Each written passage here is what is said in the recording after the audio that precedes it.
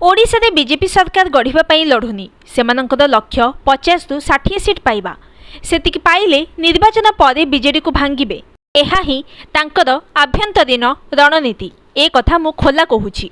महाराष्ट्र कर्णाटक और मध्य प्रदेश रे जेमिति कले एठारे भी सेमिति करिबाकू चाहुछंती। गोपालपुर रे विभिन्न टीवी चैनल संपादक मानक सहित आलोचना बेली एमिति मंतव्य देइछंती बीजेडी नेता भिके पांड्यान। एकथा भी रोकठोक जणाई देइछंती जे तांकर एही आशा केबे भी सफल हेबो नाही। विधानसभा रे बीजेडी 3/4 आसन रे विजयी हेबो एवं लोकसभा रे पूर्व अपेक्षा अधिक आसन पाइबो। श्री पांड्यान आज भी केंद्र मंत्री धर्मेंद्र प्रधान को टार्गेट करिछंती। से कहिछंती 10 वर्ष हैला श्री प्रधान केंद्र मंत्री अछंती। एते समय केही केंद्र मंत्री रही नथिले। बिजू बाबू की नवीन बाबू भी एते समय नथिले, किंतु से ओडिशा पई कोन करिछंती निर्दिष्ट भाव में निज जिला ढेंकानाल पई कोन करिछंती ए कथा मु तांको बारंबार पचारुछि, किंतु से उत्तर देउ नाहंती। भुवनेश्वर केंद्रीय विद्यालय रे ब्लैकबोर्ड रे पिला पाठ पढुछंती।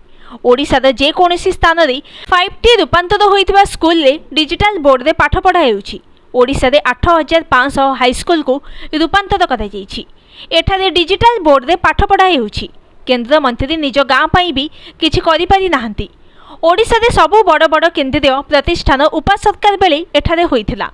केंद्र मंत्री किछि करिथिले ओडिशावासी खुशी होइथांते। से कहिथिले निर्वाचन रे बीजेपी निकट रे किछि प्रसंग नाही, सेथिपई सेमाने ओडिया अस्मिता कथा कहउछंती। गोटिए राज्यर भाषा कला संस्कृति ऐतिह्य इतिहास राज्य को परिचय देउथबा व्यक्ति ही अस्मितार परिचय। मात्र विडंबना हेउछि केंद्र मंत्री धर्मेंद्र प्रधान और तांको दलर नेतांक मुहरे ओडिया अस्मिता कथा शोभा पाउ नाही। मुख्यमंत्री नवीन पट्टनायक उद्यम ओडिया भाषा को 2014 रे शास्त्रीय मान्यता मिलिथिला। मात्र गत 10 वर्ष मध्य ओडिशा भाषार उन्नति पई केंद्र सरकार टंकाटीए भी अनुदान देई नाहंती। प्रतिटी ओडियार आराध्य महाप्रभु जगन्नाथ हेउछंती ओडिया अस्मितार प्रतीक। मात्र तांको परिक्रमा प्रकल्प रोकिबाकू केंद्र मंत्री श्री प्रधान और सांसद अपराजिता षडंगी षड्यंत्र करिछंती। महाप्रभुंकर कार्य रोकिबाकू सुप्रीम कोर्ट रे 35 लाख टंका फी नेउथुवा वकीलंकू ठिया कराइछंती। संबलपुर रे समलेई प्रकल्प विलंबित करने षड्यंत्र करिछंती। पाइक विद्रोह हेउछि देशर प्रथम स्वाधीनता संग्राम। एहाको मान्यता देबाकू राज्य बीजेपीर 8 जन सांसद और केंद्र मंत्री थरुटिए भी स्वर उत्तोलन करि नाहंती।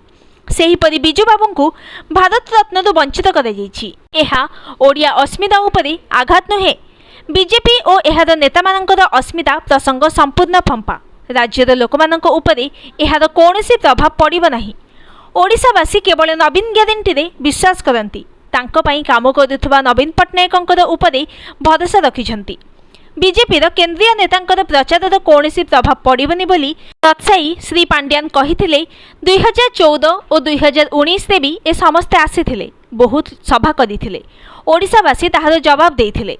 2014 रे बीजेपी ओडिशा को स्वतंत्र राज्य मान्यता मिलिबो बोली प्रतिश्रुति देइथिला। 10 वर्ष बीतीगलाणी एही मान्यता मिलिला नाही। धानर MSP 2 गुण करिबे बोली कहिथिले, कले नाही। वर्ष को 2 कोटी चाकरी देबाकू कहिथिले। अर्थात 10 वर्ष रे 20 कोटी चाकरी रु ओडिशा रु तो अन्यून 80 लाख नियुक्ति पाइबा कथा, किंतु कुआडे गला से चाकरी? एक प्रश्नर उत्तर दे से कहिथिले जे बीजेडी एक आंचलिक दल और ओडिशा पई लड़ई एहार आभिमुख्य। गत थर बीजेपीर 8 जन सांसद निर्वाचित होई दिल्ली जाइथिले।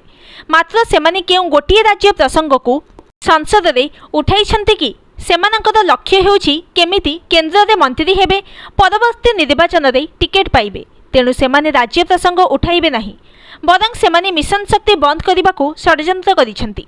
राज्यवासींकर संजीवनी BSKY विरोध रे अपप्रचार करी बीमा कंपनी द्वारा परिचालित आयुष्मान पाई ओकिलाती करिछंती। कोइला राजभाग किपरि ओडिशा न पाइबो सेथिपई उद्यम करिछंती। से पुणी कहिछंती जे दक्षिण ओडिशार अविभक्त कोरापुट जिल्ला रे बीजेडी सहित कांग्रेस प्रतिद्वंदिता करुछि। गोटिए जोड़िए विधानसभा आसन रे बीजेडी बीजेपी लड़ई हेउछि। गंजाम जिल्ला रे लड़ई संपूर्ण एकपाखिया। एठारे बीजेडी केही प्रतिद्वंदी थिबा परि दिसु नाही। Bureau report news today.